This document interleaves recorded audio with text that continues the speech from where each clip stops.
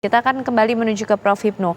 Prof. Hipnu, kita bicara mengenai tadi pembuktian juga, Prof, ada disinggung soal pembuktian material. Kalau sejauh ini mungkin Prof. Hipnu juga mungkin mengikuti bagian demi bagian persidangan yang berlangsung, Prof, untuk kasus obstruction of justice ini dari sejumlah terdakwa. Prof. Hipnu melihat apakah bukti-bukti yang dihadirkan di persidangan ini sudah cukup untuk menguatkan hakim atau membentuk keyakinan hakim, dakwaan mana kira-kira yang akan dikenakan untuk para terdakwa, Prof?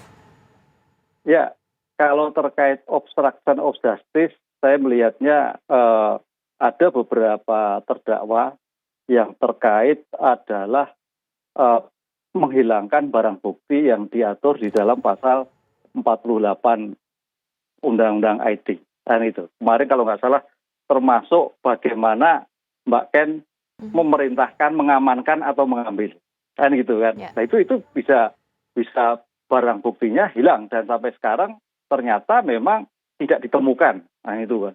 Bayangkan loh, kita melihat kemarin kalau nggak salah dari sidang pembunuhan itu ada 8 CCTV. Secara logikanya masuk 8 CCTV rusak semua. 8 loh. Kalau 2 rusak sih nggak masalah atau 4 rusak masalah. 8. Ini saya kira suatu hal yang tidak masuk akal.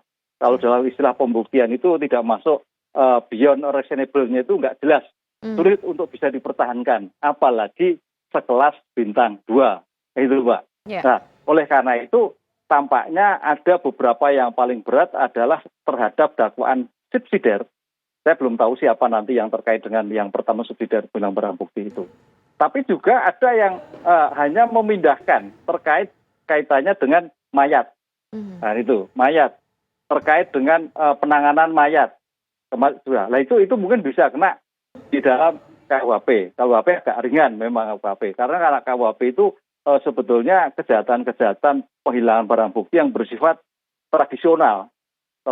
Jadi tidak memerlukan suatu teknologi. Tapi kalau sudah menggunakan teknologi, tadi ancamannya 8 tahun. Tapi kalau yang tradisional, menghilangkan, kemudian kemarin menyembunyikan.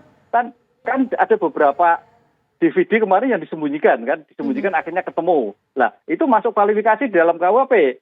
Itu 231, itu bisa 4 tahun. Nah, itu kita lihat, Mbak, dari masing-masing peran itu seperti apa. Mudah-mudahan ada juga yang lebih ringan. Kan hanya ikut memerintah tapi tidak ada rasa kehendak untuk menghilangkan ataupun merusak barang bukti sehingga hanya kena yang 8 bulan. Itu juga bisa. Oleh karena itu nanti penuntut umum akan mengkualifikasi dari masing-masing terdakwa ini mana misalkan X kualifikasinya terbukti di dalam pasal 4823 Undang-Undang IT, berarti tuntutannya 8 tahun. Nah, kemudian terdakwa Y demikian juga terkait dengan merusak barang bukti tapi bukan karena terkait dengan perintahnya 6 tahun dan sebagainya. Disitulah akan melihat dalam suatu tuntutan. Tapi dari kasus ini kayaknya tadi saya sampaikan bahwa penuntut umum membuat suatu dakwaan subsidiar berlapis. Sehingga seandainya tidak terbukti dengan undang-undang IT, masuk undang KUHP. Terus berlapis dan sebagainya. Inilah suatu bentuk surat dakwaan sehingga pihak-pihak sebagai terdakwa dalam hal kasus obstruction of justice tidak ada yang bebas dalam dakwaan.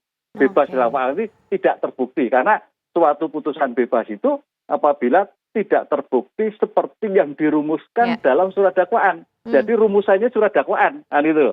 Sehingga harus dibebaskan gitu, Pak. Oke, baik. Prof, nanti kita akan kembali lagi berbincang ya mengenai agenda yang lain juga pada hari ini. Masih berkaitan dengan surat dakwaan, mungkin karena hari ini juga hakim akan membacakan putusan sela ya, Prof, untuk beberapa orang terdakwa. Sesaat lagi pemirsa, Kabar Khusus kembali hadir untuk Anda.